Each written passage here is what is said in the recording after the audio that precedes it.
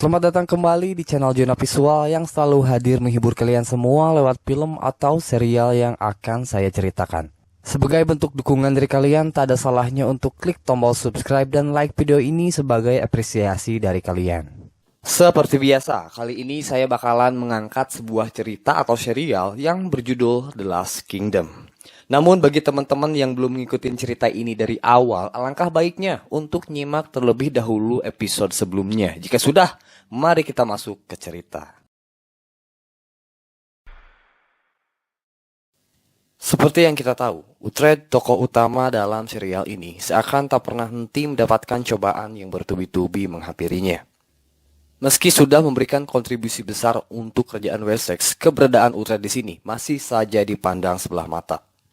Di sisi sebaliknya, Hyong Oda meraup keuntungannya sendiri dengan mengklaim perjuangan seorang Uhtred seakan dirinya lah sosok pahlawan yang telah menyelamatkan Wessex. Karena itu, Hyong Oda mendapatkan kepercayaan penuh seorang King Alfred hingga diberikan jabatan tertinggi kedua setelah raja. Hyong Oda yang merasa terancam dengan keberadaan Uhtred memanfaatkan situasi ini dan berusaha keras untuk menyingkirkan Uhtred. Berkat hal itu, ditambah lagi dengan keangkuhan seorang Uhtred yang menolak patuh terhadap ajaran Kristen, membuat posisinya di hadapan King Alfred semakin terancam.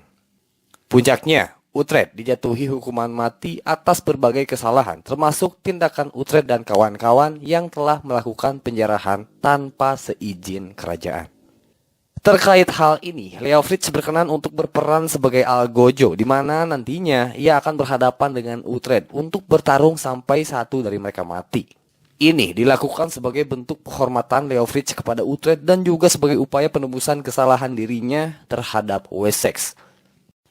Tapi tentu saja, jika Leofric kalah dalam pertarungan itu, Uhtred tetap akan dibunuh sesuai dengan jatuhan hukuman yang diberikan kepadanya. Kita masuk ke episode 7. Malam sebelum esok paginya, Uhtred dan Leofric melakukan pertarungan sampai mati. Keduanya sempat berbicara di tempat penjualan bir. Di kesempatan ini, kedua orang yang juga bersahabat itu saling mengakui rasa hormat dan merasa tersanjung telah bertempur bersama-sama. Di situ juga, Uhtred menyampaikan bahwa ia sebenarnya tak menginginkan pertarungan ini harus terjadi, tetapi Leofric sendiri tak mempunyai pilihan lagi selain melaksanakan tugasnya.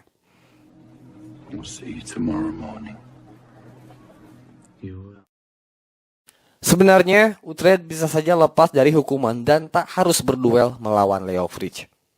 Karena di pagi sebelum pertarungan itu, King Alfred menawarkan ampunan kepada Uhtred dengan persyaratan sebagai berikut.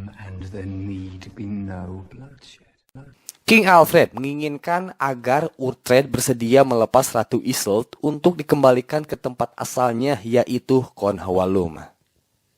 Lebih mementingkan keselamatan sang ratu, karena jika Isolde kembali ke Cornwallum, sudah pasti akan mendapatkan penolakan atau bahkan langsung dibunuh. Dengan begitu, King Alfred tak bisa menyelamatkan Uhtred dan pertarungan pun terpaksa harus diselenggarakan.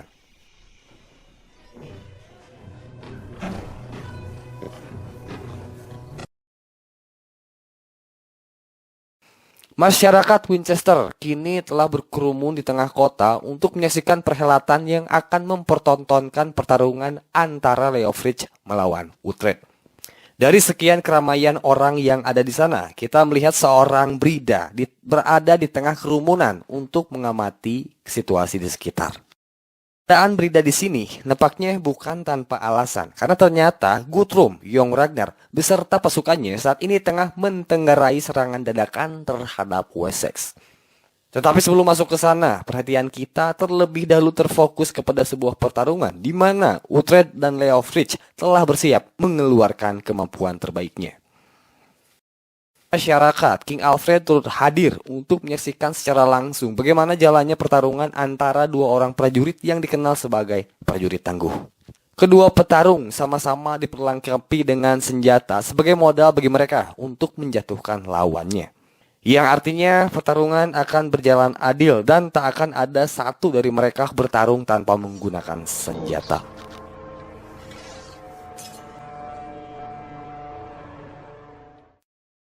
Pertarungan pun dimulai dengan memperlihatkan bagaimana terpentalnya seorang Uhtred atas pukulan yang dilayangkan oleh Leofric. Dibalas dengan perlawanan seorang Uhtred, di mana hal ini berlanjut sampai kedua petarung tak henti saling melayangkan serangan.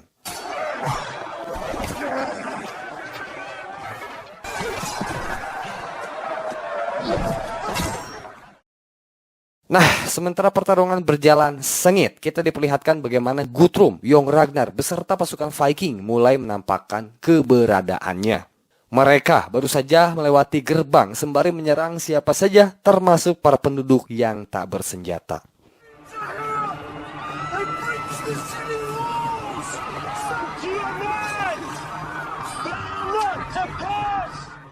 Sontak, hal itu menimbulkan kekacauan massa karena di sini pasukan Wessex sama sekali tak memiliki antisipasi untuk melawan serangan mendadak tersebut.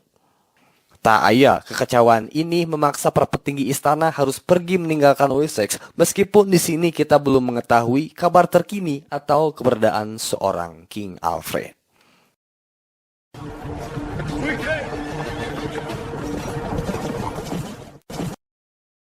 Terkait dengan hal itu, Leofric yang mengetahui pasukan Viking telah berhasil menembus dinding kota langsung menghentikan pertarungan.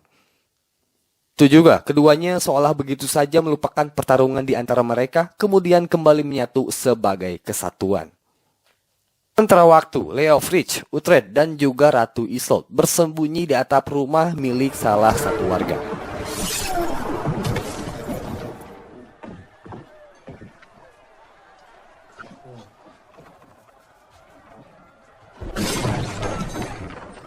Di saat yang bersamaan, Guthrum baru saja berhasil merebut istana dan perhatiannya langsung tertuju kepada keberadaan King Alfred. Alih-alih menemukan apa yang ia cari, Guthrum malah mendapati seorang Ethelwood yang kala itu ia mengaku bahwa dirinya lah Raja Wessex yang sesungguhnya. Dengan alasan sakit hati atas dendamnya kepada Alfred yang telah merebut mahkota, Ethelwood kemudian menawarkan kesetiaannya kepada seorang Guthrum. Son of King Ethelfrid stole my crown.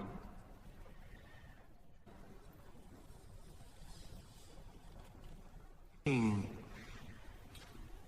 I am prepared.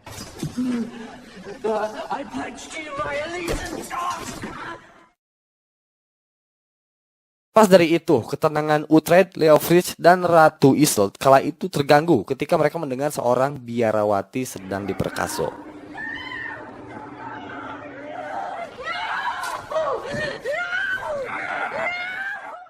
Seakan tak tega, Ratu Isolde memberanikan diri turun dari sana untuk menyelamatkan biarawati tersebut dari cengkraman dua orang prajurit Viking. Kita berkenalan dengan sang biarawati atau karakter baru yang menyebut dirinya sebagai Hild, atau lebih mudahnya kita panggil saja sebagai Hilda. Mau tak mau, Uhtred dan kawan-kawan harus segera pergi meninggalkan kota apabila tak ingin menjadi bulan-bulanan Guthrum beserta pasukannya. Di situ mereka menyamar sebagai Viking agar tak dicurigai oleh para prajurit yang ada di sana.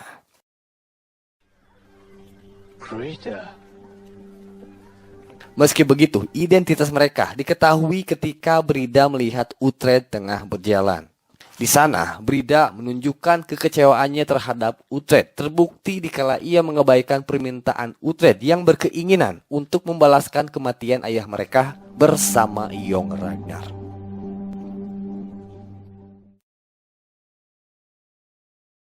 Perjalanan keempat orang tersebut kemudian berlanjut, yang kini baru saja memasuki wilayah rawa-rawa. Lalu tak lama dari situ, mereka melihat bagaimana para pendeta kerajaan tengah berusaha menyelamatkan diri dari kejaran prajurit Viking. Beberapa dari mereka berhasil menyelamatkan diri, sementara Uhtred dan kawan-kawan segera bergegas untuk menyelamatkan sisa orang-orang bertudung itu dari kejaran Viking. Beruntung, mereka semua akhirnya bisa selamat, namun betapa terkejutnya Uhtred dan kawan-kawan ketika menyadari bahwa orang bertudung tersebut adalah King Alfred. Your life? I am saved by ghosts, it seems. Selama itu, King Alfred bersama keluarganya berhasil lepas dari genggaman Viking. Sang istri dan juga anak-anaknya terlebih dahulu melepaskan diri menggunakan perahu yang sebelumnya. Akhirnya mereka sampai di penghujung sungai, tempat di mana istri King Alfred, Elswit, telah menunggu bersama beberapa pendeta. Berhubung di tengah rawa-rawa itu terdapat beberapa bangunan, mereka memutuskan untuk menetap di tempat tersebut untuk sementara waktu. Tapi sayangnya di sini King Alfred dihadapkan dengan persoalan lain terkait kondisi anak bayinya yang terlihat jatuh sakit. Dan ia sendiri terlihat sedang tidak baik-baik saja, terbukti dikala dirinya beberapa kali menahan sakit di bagian perutnya.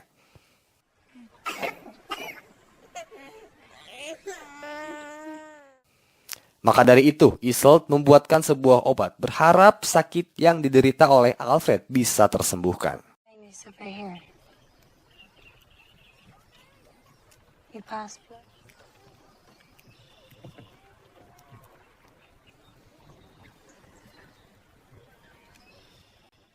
Terlepas dari permasalahan itu, di sini kita melihat Alfred sudah tak lagi memiliki power yang cukup untuk mengembalikan Wessex dari tangan Viking.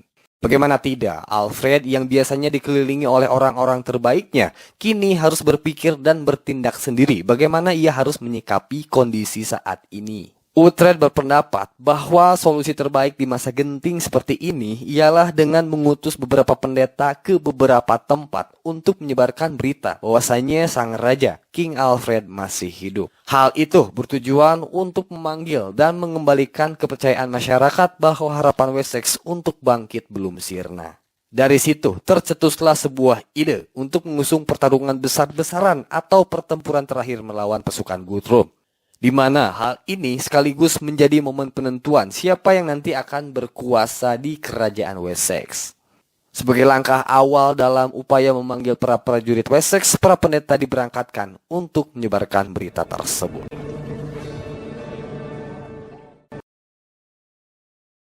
Dalam kegiatan lain, tepatnya seusai berburu, Uhtred melihat dari kejauhan kapal-kapal Viking baru saja bersandar di tepi sungai.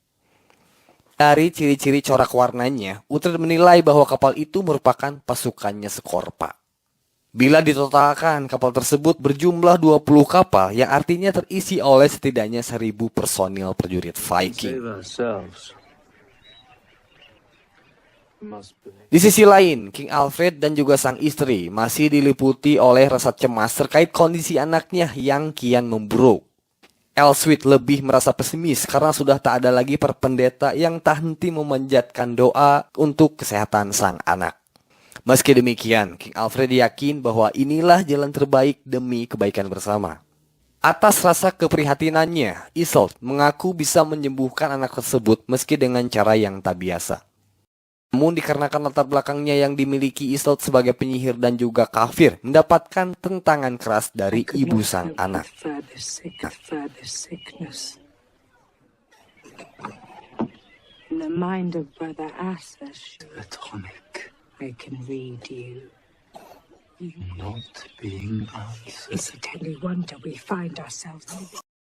Pun mendapatkan penolakan, Isolde tetap berupaya dengan menyiapkan latar yang nantinya akan dijadikan tempat ritual.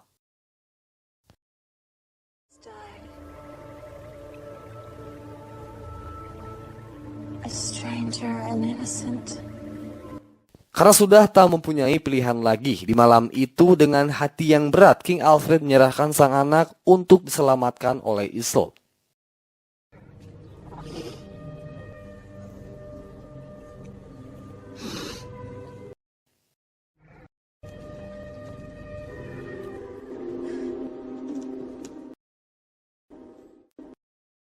Hari berganti pagi dan kini King Alfred terbangun dengan membuka kedua matanya. Seakan terkejut, King Alfred berdiri setelah melihat Bapak Beoka, Wulfhere, beserta segelintir pasukannya tengah berdiri tepat di hadapannya. Namun, tak lama perhatian Alfred teralihkan kepada sang anak dan ia langsung bergegas untuk melihat kondisinya. Say he has not been taken from me. No, Lord, this is not his grave. And he is healed. Healed. Dari sini kita menyaksikan begitu gembiranya seorang King Alfred setelah melihat bagaimana sang anak telah pulih dari sakit yang dideritanya. God has not forsaken you, Lord. The judgment. Every mass, Lord. Every mass said by one. kehidupan berlanjut, di mana Uhtred baru saja mengamati situasi kapal-kapal pasukan Skorpa. Menurutnya, kapal itu dijaga setidaknya oleh 60 orang dan sisanya akan berada di darat untuk mencari makanan. Ini adalah momen yang tepat bagi mereka untuk membunuh para penjaga dan membakar kapal-kapalnya. Bila mana hal ini berhasil dilakukan, Uhtred yakin Skorpa akan bergabung dengan Guthrum dan dengan demikian pertarungan akbar akan menjadi penentuan terakhir. Setelah itu, Uhtred, Leofric, dan beberapa orang lainnya segera mendekati pasukan Skorpa yang kala itu tengah menyisir sekitar rawa-rawa. Rencananya mereka akan memancing pasukan Skorpa agar masuk ke dalam perangkap yang telah dipersiapkan. Ready? Pertama, panah ditembakkan untuk memancing amarah pasukan Skorpa. Lalu, di tembakan ketiga, para musuh menyadari di mana tembakan tersebut berasal. Setelah itu, kubu lawan terpancing dan berlari sekencang mungkin untuk mengejar mereka. Come and fight!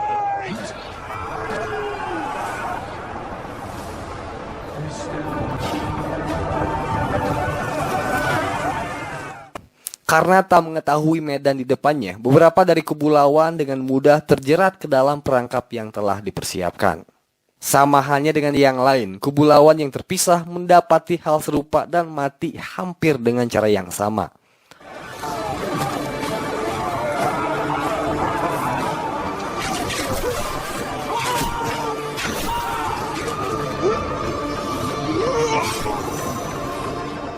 Lantas tak satupun dari mereka yang selamat hingga akhirnya seluruh kapal yang ada di sana dibakar tanpa menyisakan satu kapal pun.